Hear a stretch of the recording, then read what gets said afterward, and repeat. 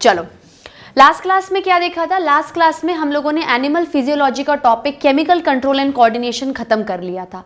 तो आज हम लोग ऑब्वियसली न्यू चैप्टर को स्टडी करेंगे। कौन से चैप्टर को स्टडी करें? पहले मैं आपको सोच रही थी कि प्लांट किंगडम स्टार्ट कराऊं, लेकिन प्लांट और एनिमल किंगडम अपन लोग थोड़ा सा साइमल्टेनियसली लेके चलेंगे। उससे क्या बेनिफिट होगा कि एक तो साथ में पढ़ने पर आ जाएगा और कंपैरेटिवली स्टडी भी हो जाएगी। फिर अपने बचेंगे जैसे रेस्पिरेशन बच गया, सेल साइकिल बच गए, तो ये अपन छोटे छोटे टॉपिक्स एंड में ले लेंगे। लेकिन अभी मैं ये चाहती हूँ कि एनिमल फिजियोलॉजी यूनिट आपकी पहले पूरी खत्म हो जाए। तो एक लास्ट टॉपिक बचता है एनिमल फिजियोलॉजी में, जिसका नाम है न्यूरल कंट्रोल एंड कोऑर्डिनेशन, जिसे आप नर्वस सिस्टम से भी जान सकते हो। मतलब इस चैप्टर में आपको नर्वस सिस्टम से रिलेटेड बात को समझना है। देखो, एनिमल फिजियोलॉजी में हम लोगों ने अभी तक जितने भी फिजियोलॉजिकल एक्टिविटीज को देखा है, चाहे वो डाइजेशन हो, चाहे वो रेस्पिरेशन हो, सर्कुलेशन हो, ट्रांसपोर्टेशन हो, एक्सक्रीशन हो, लोकोमोशन हो, या फिर केमिकल कंट्रोल हो, ये सारी बॉडी की बहुत ही इंपॉर्टेंट फिजियोलॉजिकल और मेटाबॉलिक एक्टिविटीज़ हैं जो कि मेरी बॉडी को सर्वाइव करने के लिए मुझे रेगुलर करनी पड़ेंगी। मुझे जिंदा रहने के लिए रेगुलर खाना भी खाना पड़ेगा, मुझे सांस एक्सचेंज ऑफ गैसेस भी करनी पड़ेगी। जो भी मैं चीज़ें अच्छी ले रही हूँ मुझे हर सेल को ट्रांसपोर्टेशन के द्वारा पहुँचानी भी पड़ेगी।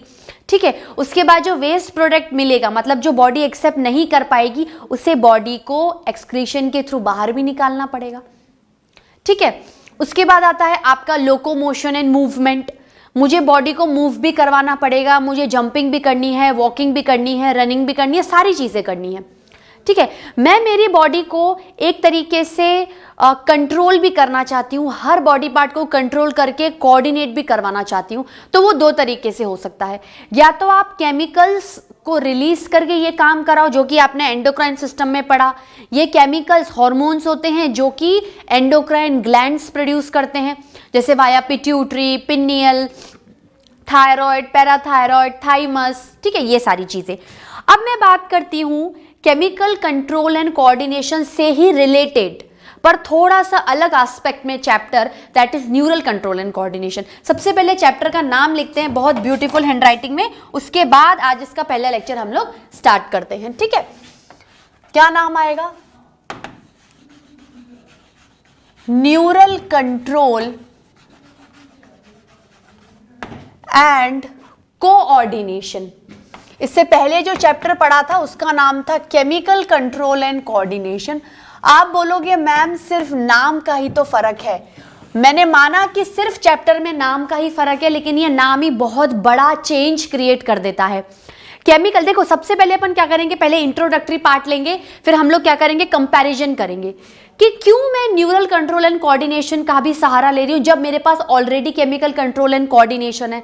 ठीक है, हम लोगों ने इससे पहले वाले चैप्टर में बात को स्टडी की थी कि जो भी ग्लैंड्स केमिकल्स को प्रोड्यूस कर रहे हैं, हार्मोन्स को प्रोड्यूस कर रहे हैं, वो धीरे धीरे प्रोड्यूस करते हैं। मतलब उनका जो सिग्नलिंग पावर है या उनका जो मैसेज देने का टाइम पीरियड है वो बहुत स्लो है। तो उसके हिसाब से जो रिस्पॉन्स आएगा बॉडी का वो भी क्या होगा, स्लो होगा। ठीक है, अब मैं बात करती हूं न्यूरल कंट्रोल एंड कोऑर्डिनेशन की। देखो, न्यूरल कंट्रोल एंड कोऑर्डिनेशन हमारी बॉडी में एक कंट्रोल एंड कोऑर्डिनेटिव प्रोसेस है। ठीक है, जो मेरी बॉडी के इंडिविजुअल बॉडी पार्ट्स को तो कंट्रोल करके ही रखता है, साथ में दो ऑर्गन्स के बीच में कम्युनिकेशन क्रिएट करता है, कोऑर्डिनेशन क्रिएट करता है। किसके द्वारा? नर्व्स के द्वारा, या फिर नर्व सेल्स के द्वारा, या न्यूरॉन्स के द्वारा। ठीक है, केमिकल कंट्रोल, देखो आपको कंपेयर करके तो समझना पड़ेगा। कंपेयर करके समझोगे तो आपके लिए ये चीज क्या बहुत आसान हो जाएगी। केमिकल कंट्रोल में आपका हाइपोथैलेमस कुछ भेज रहा था, तब पिट्यूटरी को समझ में आ रहा था। फिर पिट्यूटरी इन टर्न आपके थायराइड को कंट्रोल करके बैठी है, पैराथायराइड को कंट्रोल करके बैठी है, थाइमस को कंट्रोल करके बैठी है, पैंक्रियास को कंट्रोल करके बैठी। मतलब सारी चीजों को मैसेज किसके द्वारा मिल रहा था? केमिकल्स के द्वारा। हाइपोथैलेमस ने पिट्यूटरी को दिया, पिट्यूटरी ने थायराइड को दिया, फिर थायराइड ने अपना काम किया। ठीक है, तो ये केमिकल्स क्या है? हाइपोथैलेमस ने प्रोड्यूस किए, पिट्यूटरी को दिए, पिट्यूटरी ने अपने कुछ केमिकल्स को प्रोड्यूस किया, थायराइड को दिया, फिर थायराइड ने अपने कुछ केमिकल्स प्रोड्यूस करे। तो ये तो क्या था, टाइम टेकिंग प्रोसेस हो गया ना, कि पहले केमिकल्स प्रोड्यूस होंगे, फिर स्लोली पोर होंगे, फिर उनका रिएक्शन आएगा, उनका रिस्पॉन्स आएगा और उनकी फंक्शनिंग होगी। तो it is actually a long and slow process. भाई जो चीज स्लो होगी उसको काम करने में टाइम ज्यादा लगेगा। हम चाहते हैं क्विक रिस्पॉन्स मिले बॉडी का, ठीक है। जैसे अब मैं बार बार आपको एक एग्जाम्पल देती थी, मैंने आपको पिछली क्लासेस में भी ये एग्जाम्पल दिया था कि मैंने अपना हाथ गर्म पानी में डाला, अचानक हटा लेती हूं मैं, मतलब आप बोलो फ्रैक्शंस ऑफ सेकंड्स में आपका हाथ हटता है। ये थोड़ी घंटों तक पड़ा रहता है, फिर आपको लगता है अच्छा मेरे को पानी गर्म लग रहा है and it is hurting me so I have to move my hand back. ऐसा तो नहीं होता ना, बहुत ठंडा पानी अचानक आप, अरे यार बहुत ठंडा पानी है, मेरे से नहीं रेजिस्ट हो रहा, मेरे से टॉलरेट नहीं हो रहा है पानी, मैं इस ठंडे पानी से नहीं नहा सकती हूँ, मुझे पानी गर्म चाहिए। तो ये बॉडी को, ये जो रिस्पॉन्स आपकी बॉडी ने शो किया है, ये जो आंसर आपकी बॉडी ने उस स्टिमुलस के थ्रू दिया है। अच्छा, पानी में हाथ डालना कैसा स्टिमुलस है? चेंज इन टेम्परेचर वाला, हीट वाला समथिंग, आपको गर्म चीज लगी तो आपको महसूस हुआ, ठीक है। अब किस तरीके से स्टिमुलस रिसीव हुआ बॉडी को और बॉडी ने उस स्टिमुलस के थ्रू रिस्पॉन्स दिया, ये बात जानना भी तो जरूरी है ना। देखो, मैंने गर्म पानी में उंगली डाल दी या मैंने गर्म पानी में पूरा हाथ डाल दिया अपना, अचानक मुझे गर्म लगा, मैंने हटा लिया, ठीक है। न्यूरॉन्स के थ्रू ये काम हुआ। मैंने सटीक बात में आपको आंसर दिया कि ये काम न्यूरॉन्स के थ्रू हुआ। ये जो कोऑर्डिनेशन हुआ बॉडी का, या बॉडी को जिस भी तरीके का, देखो स्टिमुलस बहुत तरीके के हो सकते हैं, वो हम इसमें ज्यादा डीपली पढ़ेंगे। केमिकल कंट्रोल में हमने स्टिमुलस के बारे में इतना डीपली नहीं पढ़ा था, यहां हम लोग स्टिमुलस के बारे में ज्यादा तरीके से पढ़ेंगे, उनके टाइप्स भी पढ़ेंगे कि स्टिमुलस किन किन तरीकों के हो सकते हैं और वो स्टिमुलस जब मेरी बॉडी पे एक्ट करते हैं तो मैं किस तरीके से रिस्पॉन्स दूंगी। बहुत इजी वे में आप इस टर्म को समझ सकते हो कि स्टिमुलस एक क्वेश्चन है आपकी बॉडी के लिए और रिस्पॉन्स के जरिए आपकी बॉडी क्या कर रही है, आंसर कर रही है उसको, ठीक है। मेरी बॉडी है, मेरी body neural control and coordination के द्वारा स्टिमुलस को ले रही है और रिस्पॉन्स को दे रही है।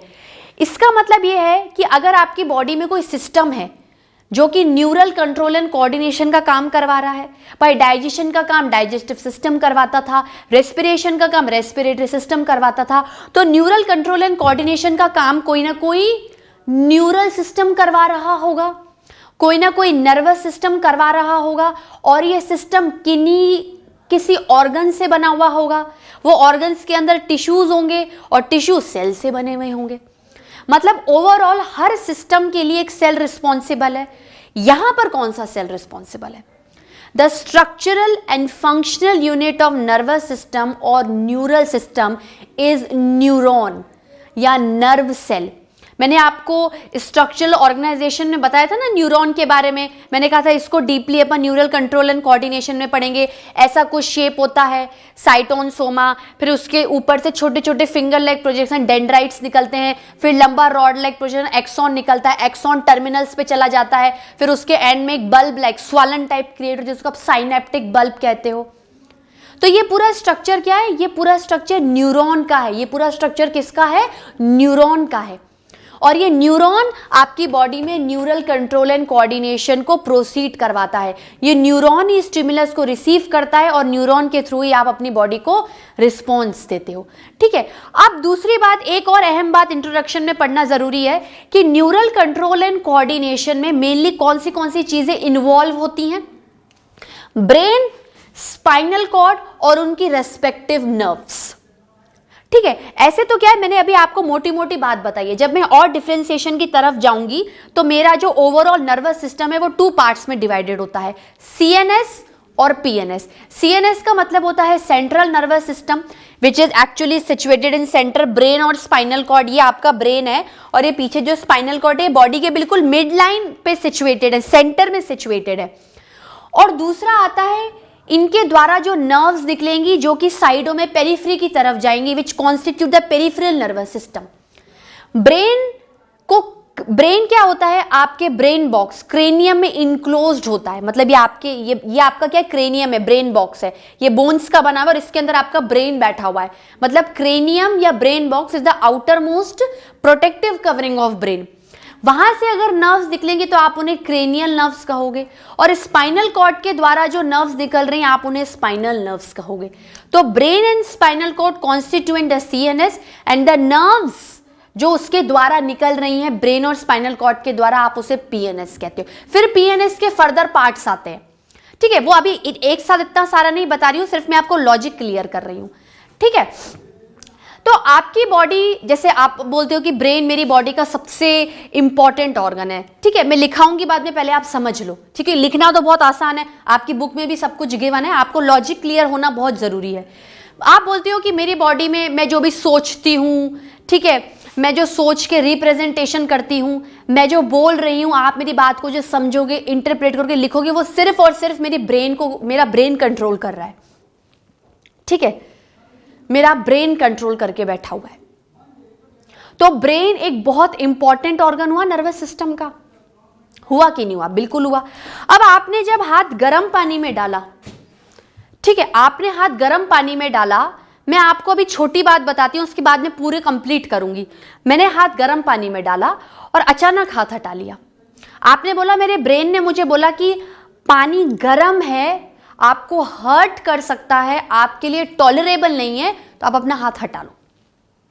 ठीक है, तो अब मुझे एक बात बताओ, जब मैंने हाथ गर्म पानी में डाला था, मैंने ब्रेन तो गर्म पानी में नहीं डाला था ना, मैंने सर थोड़ी गर्म पानी में डाला जो मुझे महसूस हुआ कि पानी गर्म है।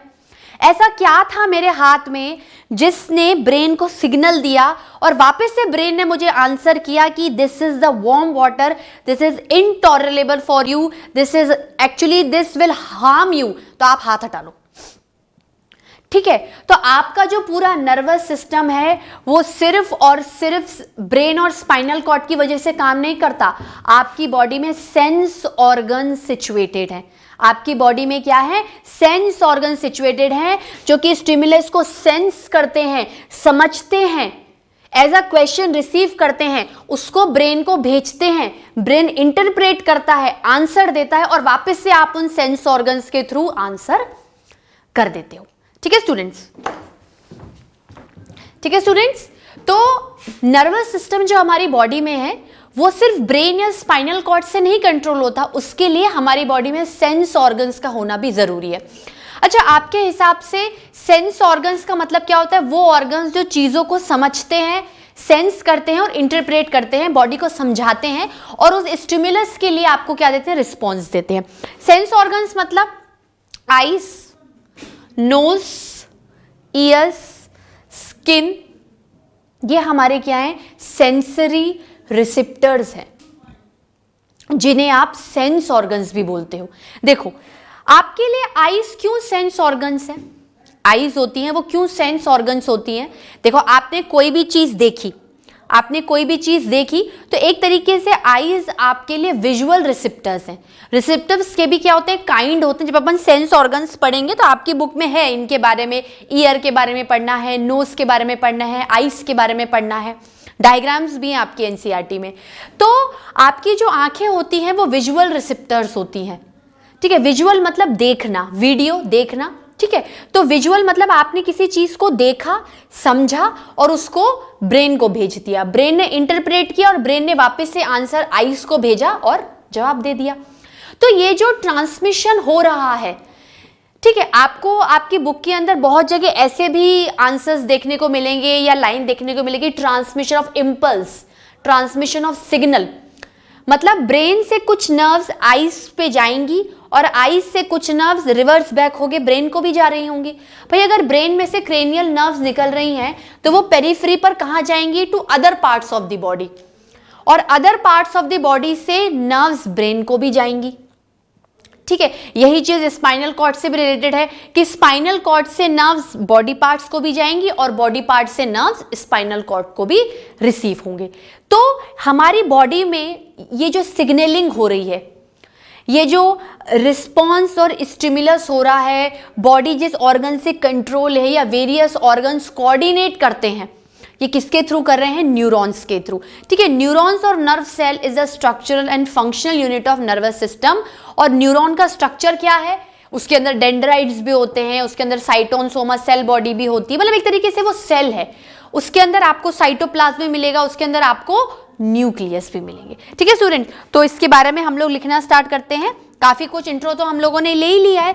ठीक है, तो इसमें क्या करेंगे? हम इंट्रोडक्शन में लिखेंगे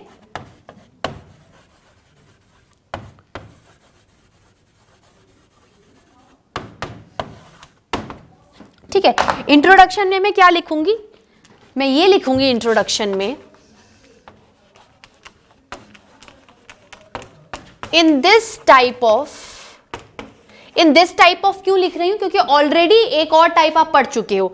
in this type of control and coordination, in this type of control and coordination, in this type of control and coordination,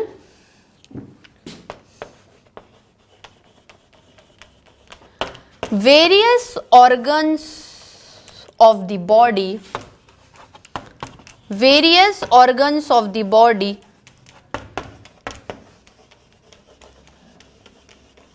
various organs of the body is controlled by network of neurons. Network of neurons क्यों बोल रही हूं, क्योंकि body में सिर्फ एक neuron नहीं है, बहुत सारे न्यूरॉन्स हैं, नेटवर्क ऑफ न्यूरॉन्स। और आपको सुन के बहुत हैरानी होगी कि हमारी ऑल ओवर बॉडी में कम से कम, चलो ये कम से कम वर्ड भी हटाती हूं, हमारी ओवरऑल बॉडी में न्यूरॉन्स का नंबर बिलियंस में होता है। सुना ना, बिलियनियर, बिलियनियर मतलब अथाह पैसे वाला। उसी तरीके से अगर हमारी बॉडी को कंपेयर किया जाए तो न्यूरॉन्स सबसे ज्यादा तादाद में हमारी बॉडी में दिखेंगे। हमारे पास न्यूरॉन्स की तादाद बिलियंस में है। मेरी बॉडी में, पूरी बॉडी में देखो न्यूरॉन्स हर जगह है। न्यूरॉन्स क्या है, हर जगह है, क्योंकि अगर न्यूरॉन्स नहीं होंगे तो कैसे आपकी बॉडी को मैसेज मिलेगा, कैसे आपकी बॉडी स्टिमुलस को रिसीव कर पाएगी और कैसे आप रिस्पॉन्स दे पाओगे। भाई आपको पैरों में सिग्नल चाहिए तो भी नर्व्स चाहिए, आपको ब्रेन को सिग्नल भेजना है तो भी नर्व्स चाहिए, हैंड को सिग्नल चाहिए तो भी नर्व्स चाहिए। मतलब पूरी बॉडी में आपके न्यूरॉन्स फैले हुए हैं और इनका बिलियंस में नंबर होता है। ठीक है, न्यूरॉन्स कौन से जर्म लेयर से डिराइव्ड है, एक्टोडर्मल। न्यूरॉन्स क्या है, मतलब ओवरऑल अगर हम नर्वस सिस्टम की बात करें तो neurons are ectodermal in origin. ठीक है, और क्या क्या फायदा है न्यूरॉन्स का, स्ट्रक्चर बाद में देखेंगे। न्यूरॉन्स मेरी बॉडी में एक टिश्यू की तरह काम कर रहे हैं। भाई न्यूरॉन एक सेल है तो वो ग्रुप करके क्या बनाएगा, न्यूरल टिश्यू, नर्वस टिश्यू, जो कि मैंने स्ट्रक्चरल ऑर्गेनाइजेशन एनिमल्स में बताया था। ये मेरी बॉडी में वाइड स्प्रेड है, हर जगह लोकेटेड है। और क्या आप इसे एक तरीके का कनेक्टिव टिश्यू बोल सकते हो, बिल्कुल। Nervous tissue is highly specialised, nervous system is highly specialised due to the neurons. भाई न्यूरॉन्स नर्वस सिस्टम को बना रहे हैं, न्यूरॉन मस्कुलर सिस्टम को नहीं बना रहे हैं। तो जिस तरीके से मसल मस्कुलर सिस्टम के लिए स्पेशलाइज्ड हैं, उनकी स्ट्रक्चरल और फंक्शनल यूनिट होती हैं, उसी तरीके से न्यूरॉन्स भी आपके नर्वस सिस्टम के लिए स्पेशलाइज्ड हैं, सिर्फ उन्हीं के लिए काम करेंगे और नर्वस सिस्टम की basic fundamental structural and functional unit बनाएंगे। ठीक है, इसको और आगे लिखते हैं।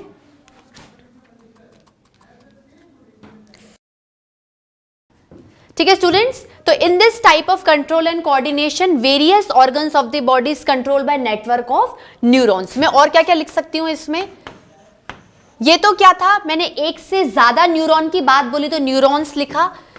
न्यूरॉन्स या अपन कह सकते हैं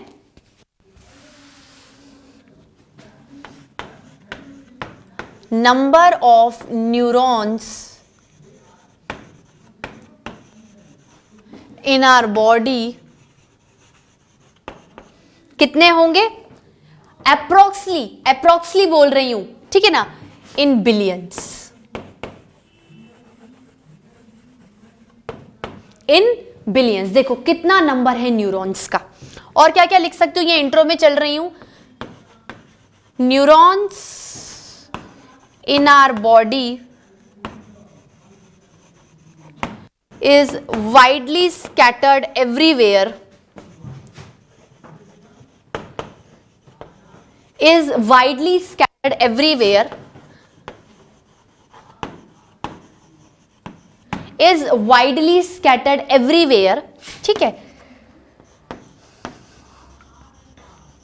neuron connects the various parts of body। एक एक लाइन पे ध्यान देते चलो स्टूडेंट्स, इंपॉर्टेंट चैप्टर है। अच्छा, नीट में कितना वेटेज है, बहुत गजब का वेटेज है। कम से कम 8 क्वेश्चंस पक्के हैं आपके नर्वस सिस्टम से। 8 क्वेश्चंस तो बहुत होते हैं स्टूडेंट्स, 8 में से 5-6 भी आ गए और आपके टिक हो गए तो बायोलॉजी में 6 क्वेश्चन तो आपके यूं ही सही हो गए। ऐसे ही वेटेज बढ़ गया सिलेक्शन का, तो कम से कम 8 क्वेश्चन इस चैप्टर में से जरूरी है। बाकी चैप्टर से कंपैरिजन थोड़ा बड़ा है, लेकिन हम लोग बहुत इंटरेस्टिंग करके पढ़ेंगे, क्योंकि क्या होता है जनरली बच्चे नर्वस सिस्टम और एनिमल किंगडम चैप्टर को देखिए घबराते बहुत है। नहीं, आपको घबराना नहीं है, किसी भी चैप्टर से कुछ नहीं घबराना। हर चैप्टर अपने में बहुत अच्छा है, इजी है, और इजी करके इंटरेस्ट डेवलप करके पढ़ोगे तो टेंशन नहीं होगी, और टेंशन लेके पढ़ोगे तो टेंशन तो फिर होगी होगी। ठीक है, आगे चलते हैं। Neuron connects the various parts of body and allow their coordination। coordination का मतलब receiving of stimulus and sending of response। ठीक है, एक तरीके से stimulus response को आप ओवरऑल बोलते हो सिग्नलिंग। मेरी बॉडी को सिग्नल मिला और मैंने अपनी बॉडी से उसके रिस्पॉन्स में क्या कर दिया, सिग्नल को सेंड कर दिया। सिग्नल मतलब मैसेज। ठीक है, neuron connects the various parts of body and allow there coordination.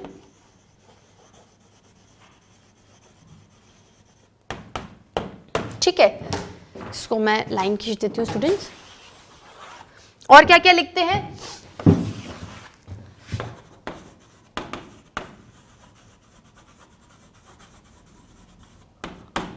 Coordination occurs in terms of stimulus and response. Stimulus response तो बायोलॉजिकल टर्म्स है, अगर आप इसे और सिंप्लीफाई तरीके से समझो तो स्टिमुलस क्या है, क्वेश्चन, और हर क्वेश्चन का कोई ना कोई आंसर जरूर होता है, तो रिस्पॉन्स क्या होगा, आंसर। ठीक है, बात क्लियर हो गई। अब चूंकि न्यूरल कंट्रोल एंड कोऑर्डिनेशन है तो काम किसके थ्रू हो रहा है, न्यूरॉन्स के थ्रू। तो this stimulus and response, this stimulus and response occurs by these neurons। ठीक है,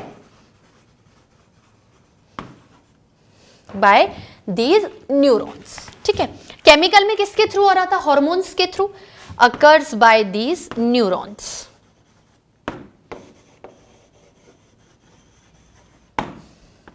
अच्छा, अब इससे ही रिलेट करके दूसरा पॉइंट बताती हूं। मैंने कहा कि नर्वस सिस्टम बहुत, देखो अगर सिस्टम है तो डेफिनेटली ऑर्गन्स का बना हुआ होगा, तो आपका नर्वस सिस्टम बहुत सारे नर्वस ऑर्गन से बना हुआ होगा, ऐसा मैं कुछ कह सकती हूँ ना। अगर डाइजेस्टिव सिस्टम डाइजेस्टिव ऑर्गन्स का बना हुआ है, रेस्पिरेटरी सिस्टम रेस्पिरेटरी ऑर्गन्स का बना हुआ है, तो नर्वस सिस्टम नर्वस ऑर्गन्स का बना हुआ होगा।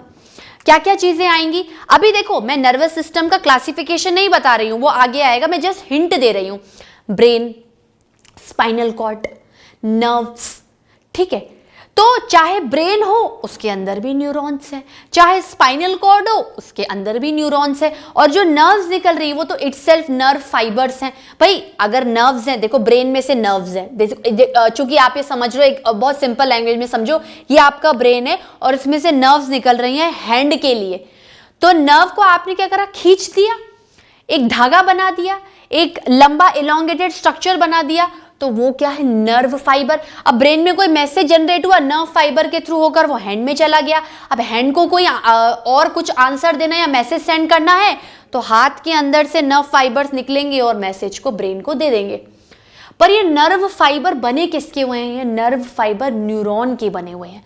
जैसे एक न्यूरॉन, फिर दूसरा न्यूरॉन, फिर तीसरा न्यूरॉन, एक न्यूरॉन, दूसरा न्यूरॉन, तीसरा, चौथा, पांचवा, छठा और हैंड तक पहुंच गया। फिर यहां से फिर न्यूरॉन निकले, न्यूरॉन न्यूरॉन न्यूरॉन न्यूरॉन, पर लंबे चल रहे हैं, धागानुमा स्ट्रक्चर है, एक इलोंगेटेड स्ट्रक्चर को कवर कर रहे हैं, उसको रिप्रेजेंट कर रहे हैं, तो नर्व फाइबर। ठीक है, तो अपन इसके बारे में कैसे लिखेंगे स्टूडेंट्स, यहां लिख सकते हैं हम लोग, this stimulus and response occur by these neurons. ठीक है,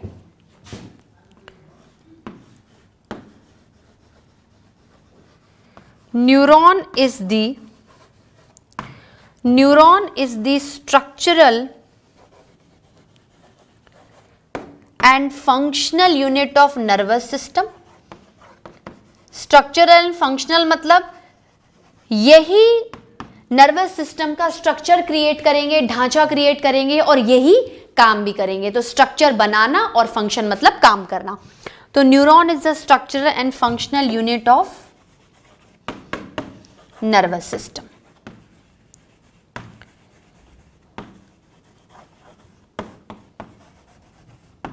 ठीक है स्टूडेंट, शुड आई रब दैट पोर्शन?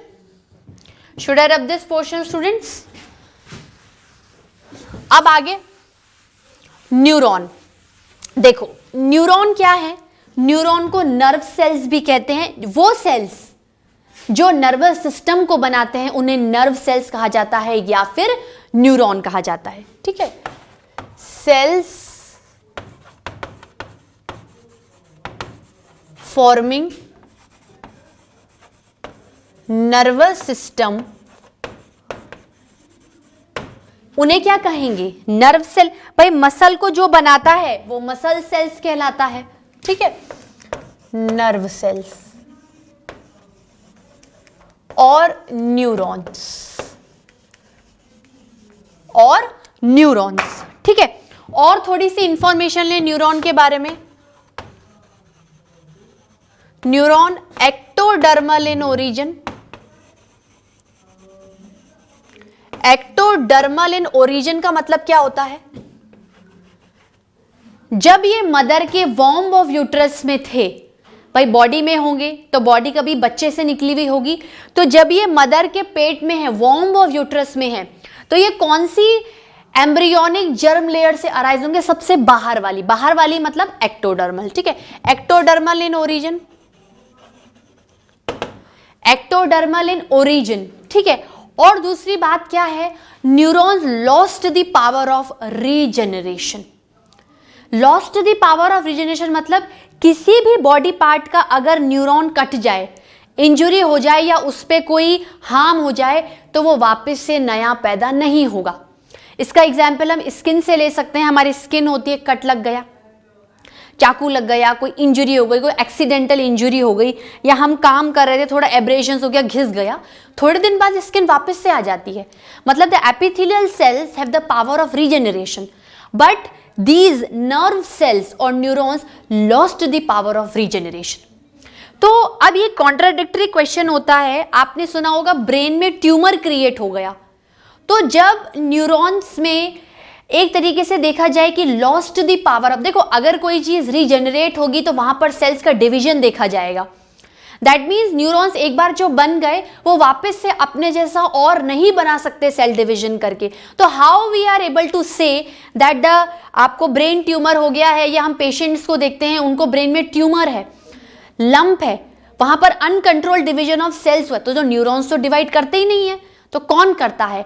आपके जो नर्वस सिस्टम है उनमें न्यूरॉन्स के अलावा कुछ अदर देन सेल्स भी मौजूद होते हैं जिन्हें ग्लियल सेल्स कहा जाता है या ग्लिया सेल्स कहा जाता है। बहुत ज्यादा एनसीईआरटी के सिलेबस में नहीं है, मेनली नीट के फोकस पर है, इसलिए जस्ट अंडरलाइन इट, इंपॉर्टेंट है।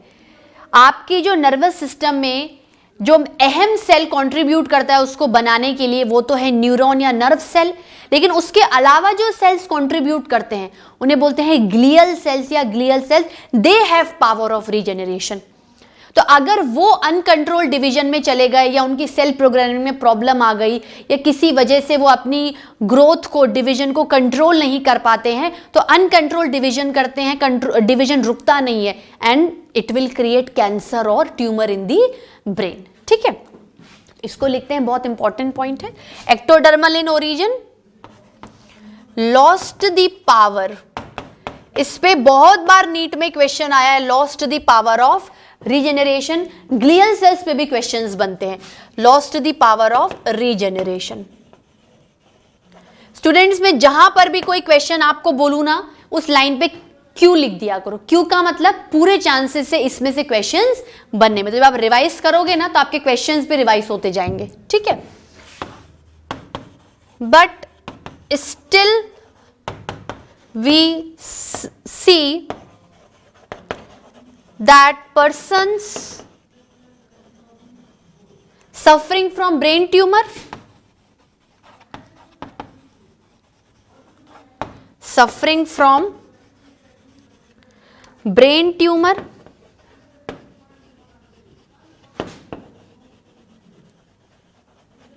Person suffering from brain tumour. क्यों होगा? Answer is because in are nervous system को न्यूरॉन्स तो बनाते ही हैं, साथ में अदर देन सेल्स भी बनाते हैं। एक तरीके से आप इन्हें एडिटिव एक्स्ट्रा सेल्स भी बोल सकते हो। Because in are nervous system, ऊपर लिखूंगी स्टूडेंट्स, नीचे आपको नजर नहीं आएगा। Should I rub this portion students?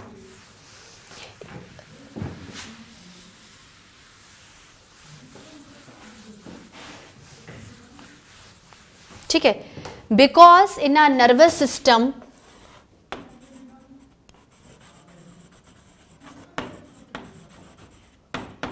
along with neurons,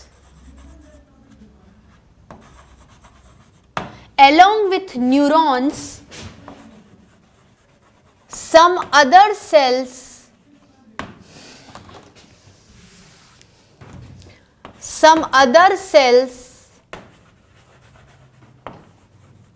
are also present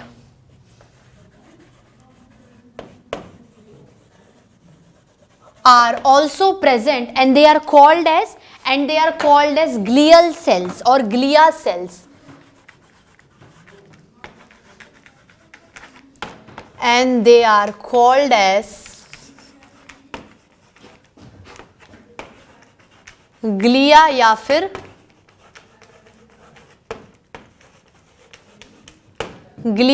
फिर ग्लियल सेल्स। ठीक है, these glial cells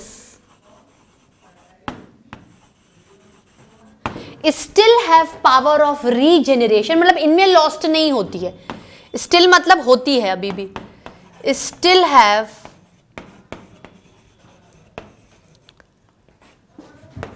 power of regeneration। ठीक है, still have power of regeneration which can cause brain tumor।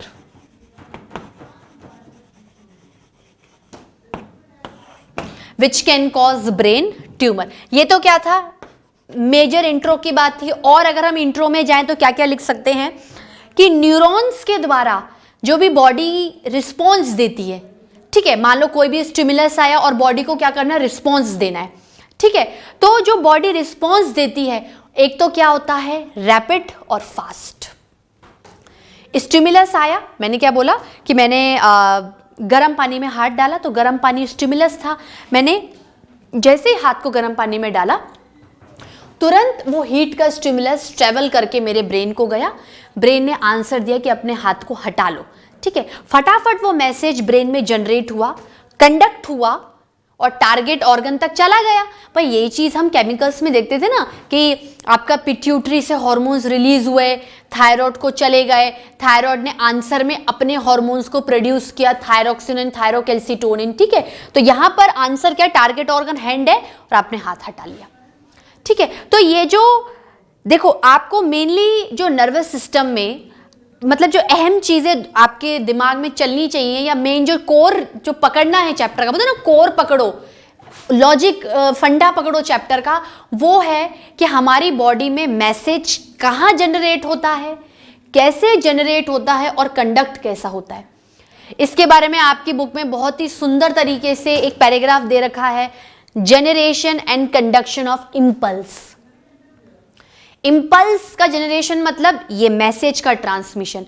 आपके न्यूरॉन्स क्या करते हैं? Brain में से मैसेज को हाथ तक ले गए और हाथ का मैसेज भी ब्रेन तक दे दिया।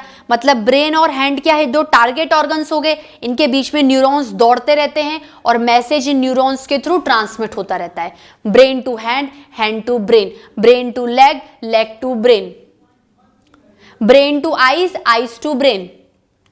ये चीजें मान लो। तो आपकी जो बॉडी के ऑर्गन्स हैं वो एक तरीके से सेंस ऑर्गन हो गए। आपके बॉडी के जो ऑर्गन्स हो गए वो एक तरीके से सेंस ऑर्गन हो गए।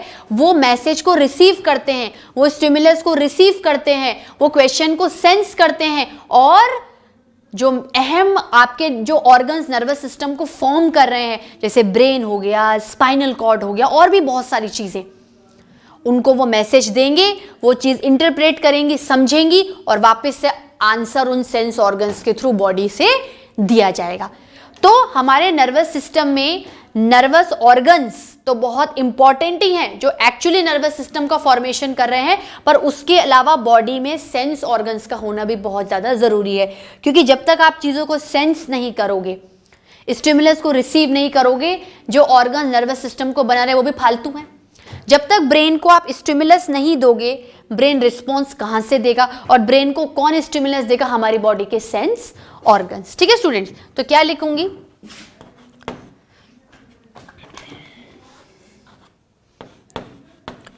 रिस्पॉन्स बाय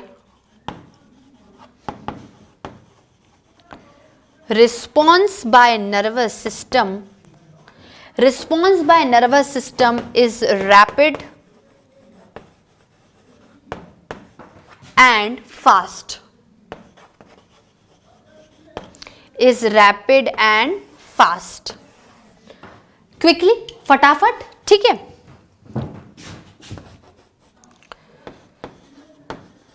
या आप इस तरीके से लिख सकते हो, various organs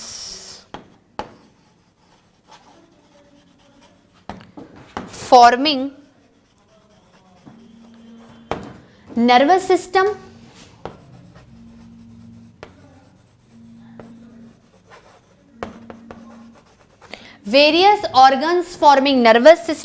ठीक है, we can call them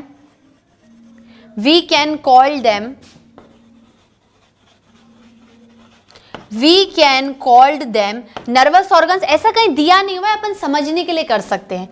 we can call them nervous organs। ठीक है student, should I rub this portion? आगे लिखें, should I rub this?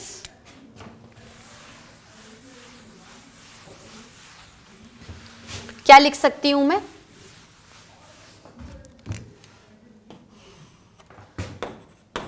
These nervous organs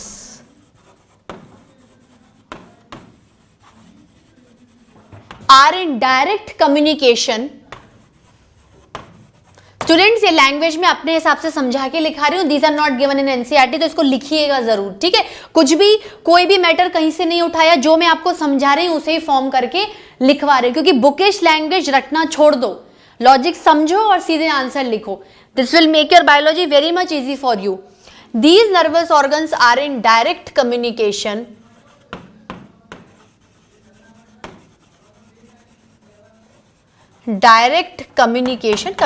मतलब interrelationship, are in direct communication with sense organs through neurons।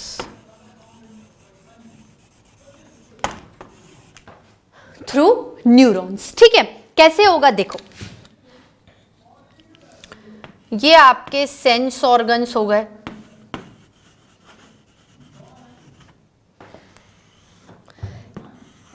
In sense organ ने message, मान लो, मतलब आप stimulus response को ओवरऑल मैसेज भी कह सकते हो। सेंस ऑर्गन ने मैसेज किसको दिया? नर्वस सिस्टम को। अब नर्वस सिस्टम के ऑर्गन्स अभी नहीं लिखे, क्योंकि हमने नर्वस सिस्टम प्रॉपर्ली क्लासिफाई नहीं किया है। नर्वस सिस्टम, ठीक है, नर्वस सिस्टम ने किसको मैसेज दिया?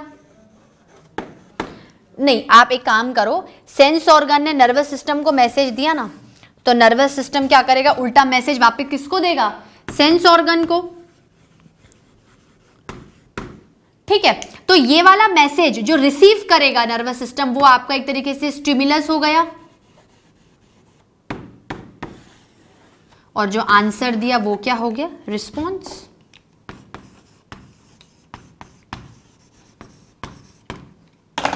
ठीक है, बात क्लियर? और इनका कनेक्शन किससे है? यहां पर भी न्यूरॉन, यहां पर भी न्यूरॉन, ठीक है स्टूडेंट्स, इसको नोट डाउन कर लो, फिर आगे चलते हैं।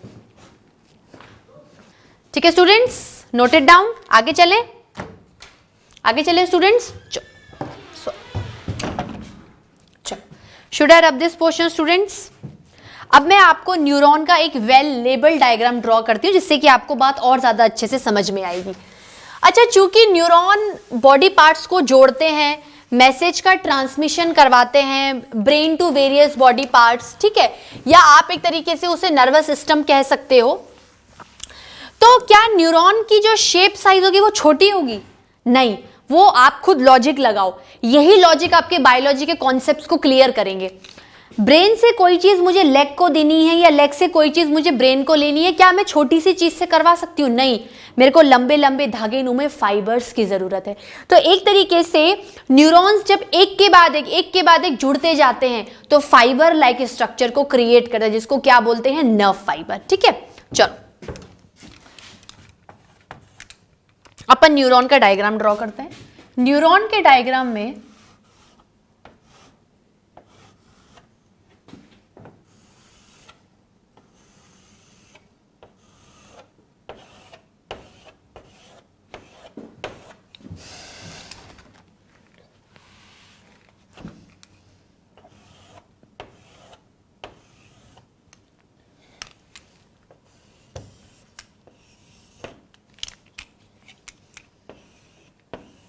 ये बन गया डायग्राम स्टूडेंट्स। पहले मैं डायग्राम बना देती हूं, फिर मैं आपको लेबलिंग करके बता दूंगी।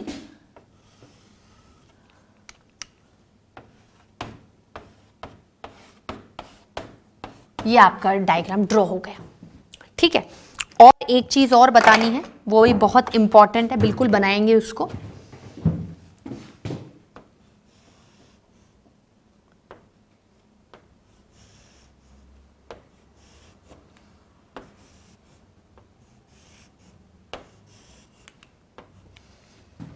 ठीक है, ये आपका क्या है? न्यूरॉन का स्ट्रक्चर है। क्या है ये?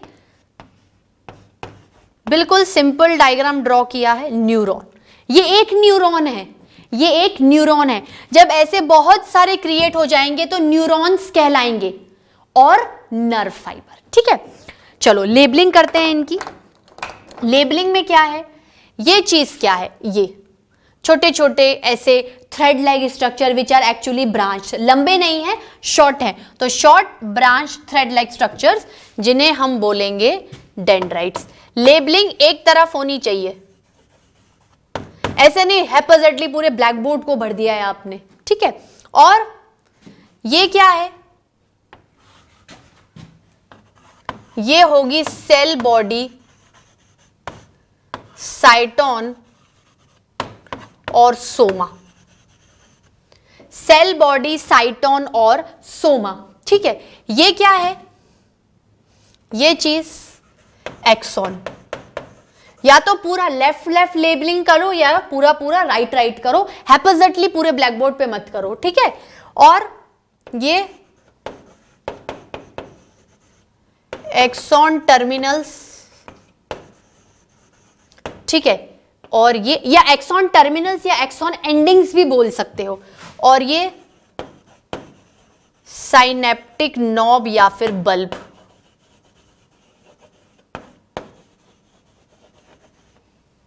बात क्लियर हुई? अच्छा, ये पिंक कलर का क्या है?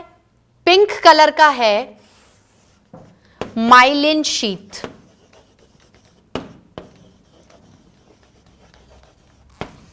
Myelin sheath. अच्छा, आप एक चीज देखना, ये शीथ इस एक्सॉन के ऊपर बैठी हुई है और कंटिन्यूस नहीं है, कहीं कहीं ये डिसकंटिन्यूस भी हो रही है। जैसे जैसे यहां से यहां कंटिन्यूस चली, फिर डिसकंटिन्यूस, मतलब रेगुलर इंटरवल ऑफ टाइम पर ये जो माइलिन शीथ है ये कंटिन्यूस नहीं है, या एब्सेंट है एक्सॉन्स पे। तो ऐसा पॉइंट एक्सॉन का जहां पर माइलिन शीथ एब्सेंट है, उसे क्या बोलेंगे? Nodes of Ranvier. क्या बोलेंगे? Nodes of Ranvier.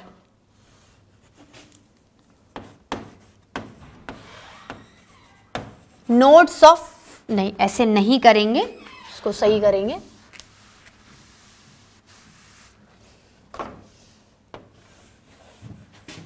Nodes of रैनवेयर।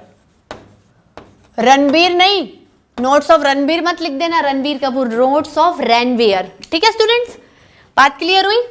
चलो अच्छा, ये सेल बॉडी है, एक तरीके से सेल है, इसके यहां पर क्या लोकेटेड है? ये है आपका न्यूक्लियस। क्या है? न्यूक्लियस। ठीक है, आप एक तरफ लेबलिंग करो इसकी, इधर मत करो। ये क्या है? न्यूक्लियस।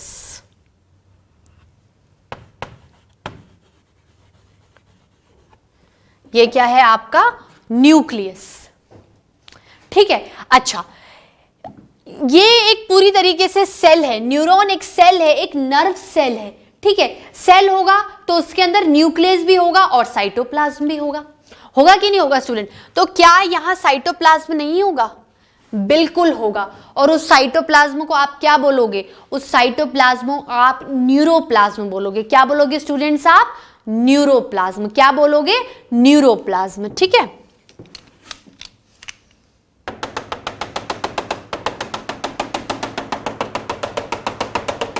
इस पूरे को आप क्या बोलोगे? न्यूरोप्लाज्म।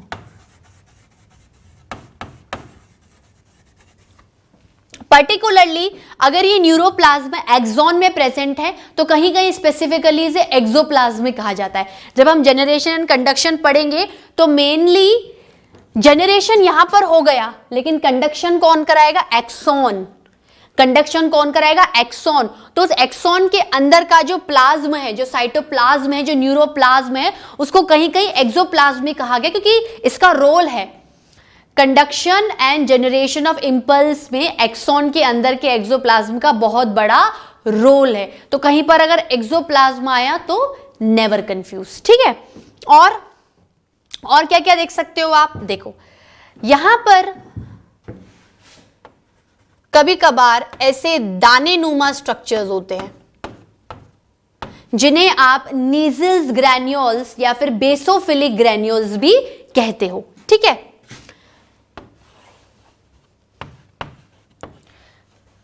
नीसल्स एक साइंटिस्ट का नाम है, उसके बिहाफ पर नीसल्स ग्रैन्यूल्स पढ़े क्योंकि इन्होंने ही इसकी डिस्कवरी की थी। नीसल्स ग्रैन्यूल्स या फिर बेसोफिलिक ग्रैन्यूल्स,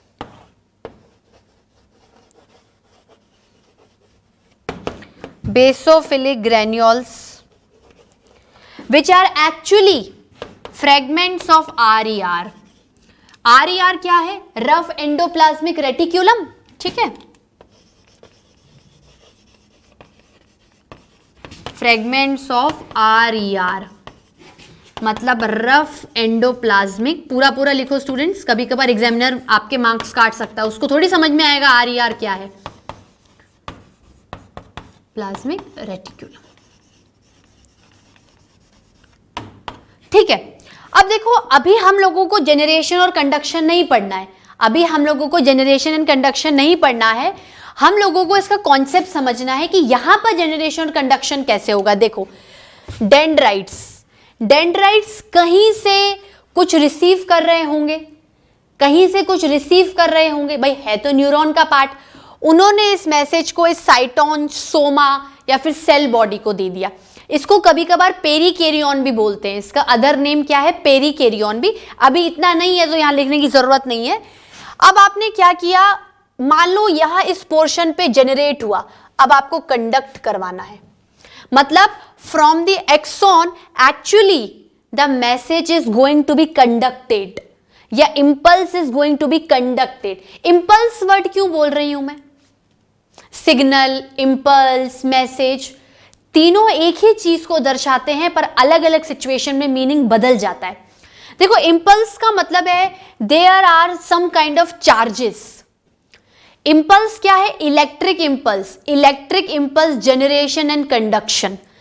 ठीक है, मेनली मैसेज और सिग्नल तो लेमेन टर्म है, कॉमन लैंग्वेज में टर्म है, लेकिन बायोलॉजिकल प्रोफेशनल लेवल पर आपको नर्वस सिस्टम पढ़ना है तो आपको बार बार जनरेशन और कंडक्शन ऑफ नर्व इंपल्स, और वो एक काइंड ऑफ इलेक्ट्रिक इंपल्स है। इलेक्ट्रिक इंपल्स मतलब देयर आर सम इलेक्ट्रिसिटी, और इलेक्ट्रिसिटी कब क्रिएट होती है? When there are some opposite charges. Positive negative, मतलब अगर यहां पर इलेक्ट्रिक इंपल्स का जनरेशन और कंडक्शन हो रहा है तो कहीं ना कहीं बाहर कुछ और चार्जेस है, अंदर कुछ और चार्जेस है। इसका फंडा अपन अभी जनरेशन और कंडक्शन में पढ़ेंगे, जो कि आगे आने वाले लेक्चर्स में आएगा, ठीक है। अभी एक्सॉन में चला, अब एक्सॉन क्या है, ऐसे लंबे टर्मिनल्स के रूप में फाइबर धागी नुमा स्ट्रक्चर्स के रूप में क्या हो रहे हैं, टर्मिनेट हो रहे हैं। क्या हो रहे हैं, टर्मिनेट हो रहे हैं, और एंड में जाकर क्या है, ऐसे स्वालन एंड में कन्वर्ट हो जा रहे हैं, ठीक है।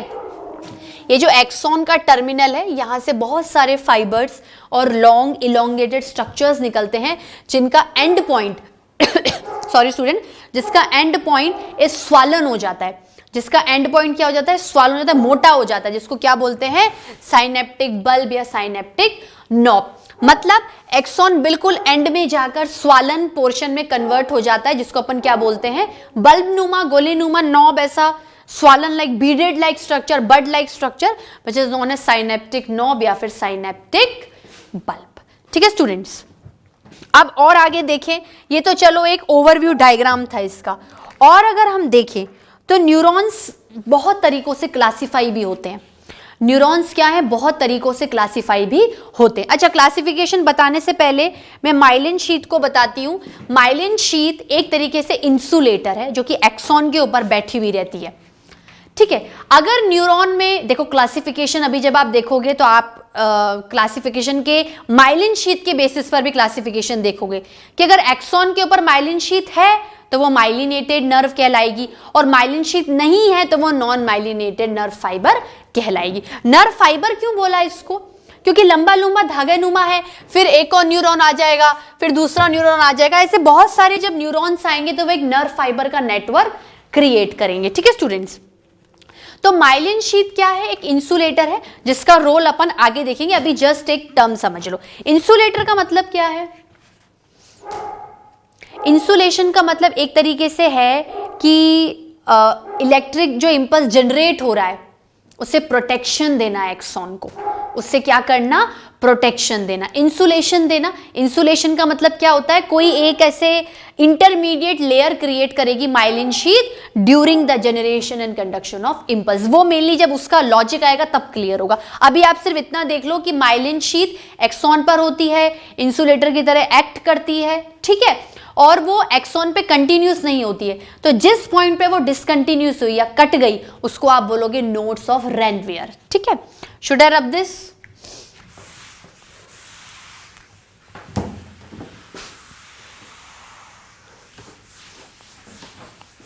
अब अपन लोग क्या करते हैं, मोटा मोटा क्लासिफिकेशन ऑफ न्यूरॉन्स देखते हैं, ठीक है।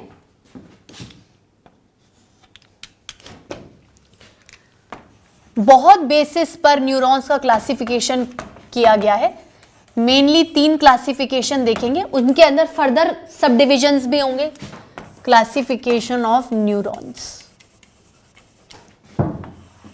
क्लासिफिकेशन ऑफ न्यूरॉन्स में पहला क्लासिफिकेशन आएगा on the presence and absence of myelin sheath, on the presence and absence of myelin sheath, on the presence and absence of myelin sheath। क्या क्या classification होंगे, नॉन माइलिनेटेड,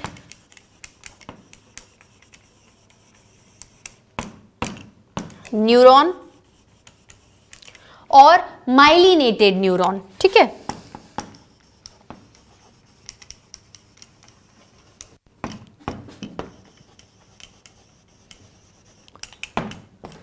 क्या लिखोगे इसमें, myelinated और नॉन माइलिनेटेड में? Non का मतलब नहीं है, और जहां पर नॉन नहीं लिखा हुआ है मतलब है। नॉन माइलिनेटेड मतलब absence of myelin sheath over the axon. Myelin sheath एक एक्सॉन का कैरेक्टरिस्टिक फीचर है, absence of myelin sheath on the axon, ठीक है। माइलिनेटेड न्यूरॉन का मतलब presence of myelin sheath on the axon. ठीक है students, should I rub this portion students?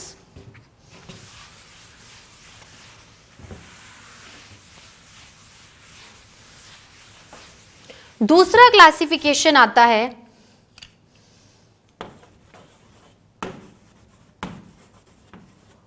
On the basis of nature of transmission.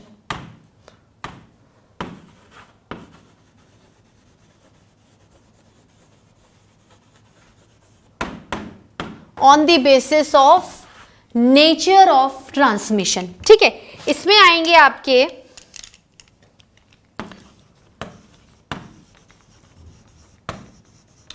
Sensory neurons, motor neurons.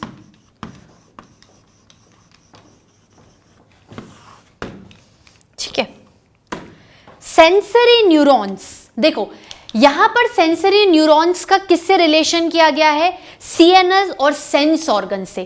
CNS और sense organ से. ठीक है, सेंसरी न्यूरॉन्स मतलब जो मैसेज को sense organ से सीएनएस तक पहुंचाएंगे.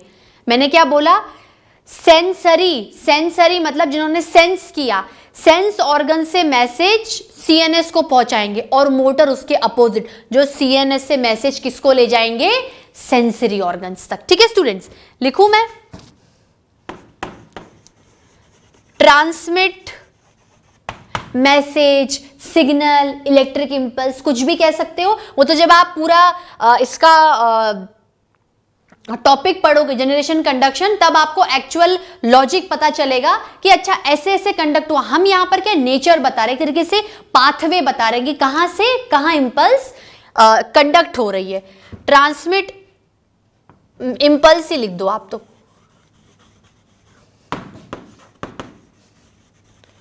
From sense organs to CNS. CNS मतलब सेंट्रल नर्वस सिस्टम, जो कि ब्रेन और स्पाइनल कॉर्ड दोनों बताएगा. नेक्स्ट क्लास में हम लोग क्लासिफिकेशन मतलब actually proper broad nervous system का क्लासिफिकेशन पढ़ेंगे. यहां पर हम नर्वस सिस्टम के न्यूरॉन के बारे में पढ़ रहे हैं क्योंकि इंट्रोडक्टरी पोर्शन ले रहे हैं. ठीक है, और इसका just opposite transmit impulse from CNS to sense organs. ठीक है, कुछ कुछ न्यूरॉन्स मिक्स्ड भी होते हैं. मिक्स्ड का मतलब है उनमें सेंसरी नेचर की भी प्रॉपर्टी होती है और मोटर नेचर की भी प्रॉपर्टी होती है. मतलब ये न्यूरॉन सेंस ऑर्गन से मैसेज CNS को भी दे देते हैं और CNS से आपके सेंस ऑर्गन को भी दे देते हैं, जिसके बारे में अपन नेक्स्ट लेक्चर में पढ़ेंगे. आज का लेक्चर में यहीं ओवर करती हूँ स्टूडेंट्स. अगले लेक्चर में मिलेंगे तो थोड़ा सा और न्यूरॉन के बारे में बची कुछ ही बात करेंगे और फाइनली नर्वस सिस्टम के बारे में स्टार्ट करेंगे कि नर्वस सिस्टम किन तरीकों से क्लासीफाई है. देखो अब अगर डिविजन्स होंगे, ऑब्वियसली नर्वस सिस्टम बड़ा होगा तो हमने क्लासिफिकेशन किया. एनिमल किंगडम बड़ा था तो क्लासिफिकेशन करके ही पढ़ेंगे, क्योंकि पढ़ा नहीं है हम लोगों ने. ठीक है, तो जैसे नर्वस सिस्टम की क्लासिफिकेशंस आएंगे कि आपका सेंट्रल नर्वस सिस्टम है, पेरिफेरल नर्वस सिस्टम है. फिर peripheral nervous system itself divided होगा ऑटोनॉमिक में, फिर सिंपैथेटिक, पैरासिम्पैथेटिक. ठीक है, मतलब न्यूरॉन्स की लोकेशन के बेसिस पर स्ट्रक्चर तो एक ही रहेगा, फंक्शन के बेसिस पर उनका तरीका किस तरीके से स्टिमुलस को रिसीव करने के तरीके से. ठीक है, क्योंकि सिर्फ ब्रेन ही तो अकेला सारे काम नहीं कर सकता ना. कुछ काम उसको स्पाइनल कॉर्ड को भी देने पड़ेंगे, कुछ काम उसको नर्व्स को भी देने पड़ेंगे. ठीक है, तो इस तरीके से आपको नर्वस सिस्टम के बारे में ऑल ओवर जो क्लासिफिकेशन के तहत ही समझ में आएगा कि कौन सी चीज आपके नर्वस सिस्टम में किस तरीके से काम कर रही है. ठीक है स्टूडेंट, वो चीज हम लोग नेक्स्ट लेक्चर में देखेंगे. आज के लिए इतना ही स्टूडेंट्स, अपना ध्यान रखिएगा. Have a very nice day.